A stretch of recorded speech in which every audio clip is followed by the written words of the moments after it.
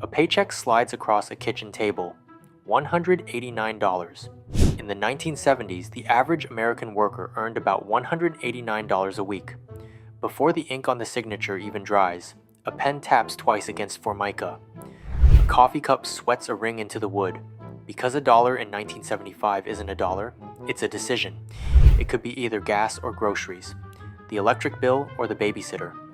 It's what you put back on the shelf so something else in the cart can get into the cart. This is what 1 week of American labor actually bought you. Well, before inflation ate the receipt. 10. The gallon of gas, 57 cents.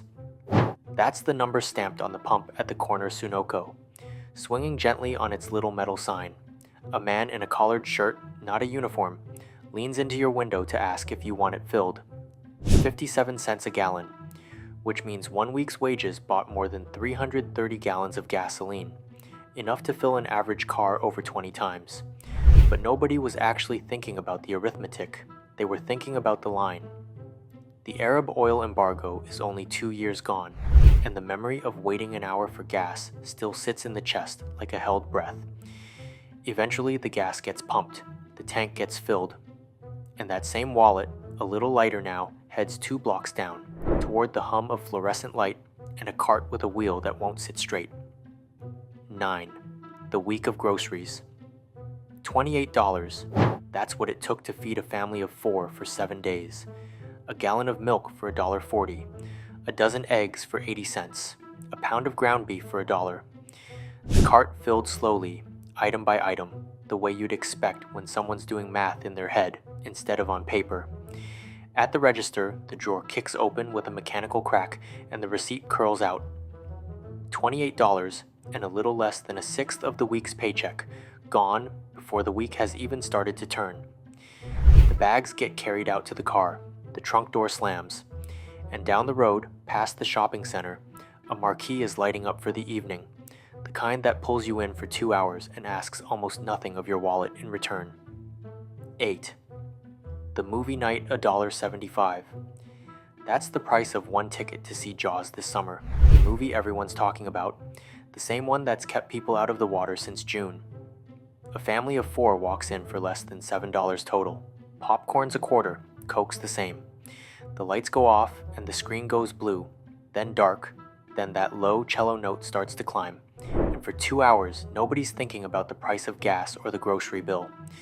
$1.75 buys 2 hours of somebody else's disaster, up on a screen, safely out of reach.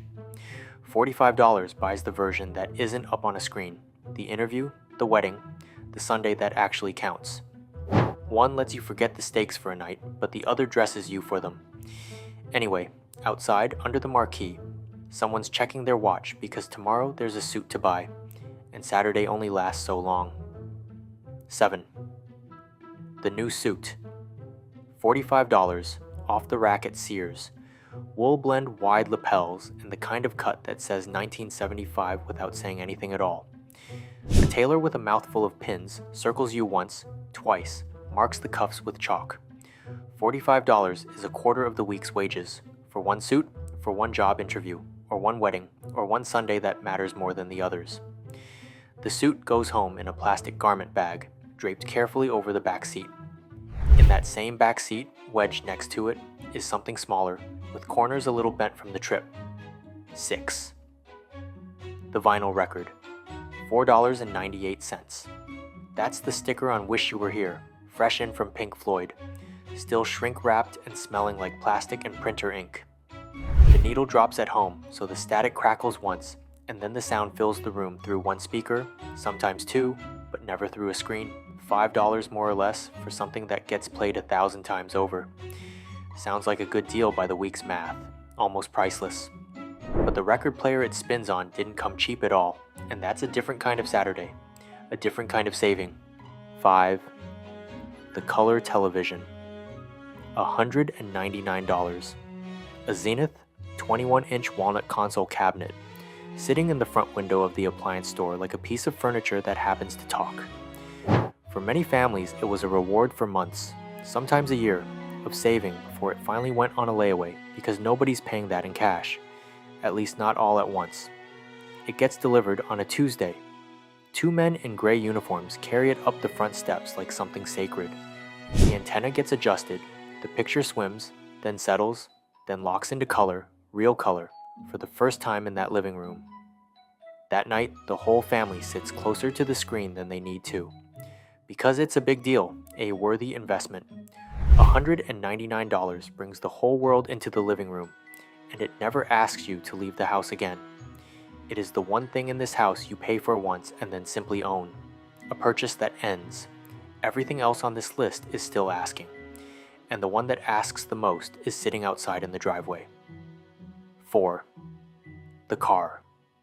$68 a month on a brand new Ford Pinto that still smells like the factory it was rolled out of. That's more than a third of the week's paycheck, every month, for 3 more years. The amount was probably written down on a coupon book that lives in the kitchen drawer next to the church bulletins and the rubber bands. The engine revives on a cold morning. It catches on the second try, and the driver sits there a second longer than they need to, hand on the wheel, breath fogging the windshield, because this car is a name on a loan and a name on a life, both at once. That drive to work, 5 days a week, past the gas station and the grocery store and the appliance shop, it's the thread that pays for everything else on this list. The television was the reward. This is how you keep earning it, past the appliance store window, 5 mornings a week for 3 more years. At the end of that thread, waiting at a desk or a line or a counter, is the job itself. 3. The rent. $150 a month for a 2-bedroom apartment, walk-up, radiator heat, and a landlord who lives 1 floor down but listens to everything. That's the better part of a full week's wages, paid on the first, in cash or in a check that better not bounce. The key turns in the lock. The radiator knocks twice before it warms. And through the wall, faint, someone else's television is playing the same 6 o'clock news. Homes were smaller in 1975, but closer to the street, closer to the neighbors, and closer to the math. But it's home regardless, and every week, before anything else gets bought, this is the first thing paid for. 2. The doctor's visit. $11 for an office visit. No form to sign in triplicate, just a nurse with a clipboard and a doctor who still makes house calls on a slow Tuesday. $11 cash, folded once and handed across the desk. It's cheap compared to the television in the car, but it's a cost nobody prays for. But when there's a fever that won't break, or a wrist that bends wrong, it is forced out of your pocket. $11 keeps the body running long enough to clock in on Monday. The visit ends, the bill is paid, and what's left of the week's wages, what's actually left, after the rent and the car and the groceries, comes down to one last number.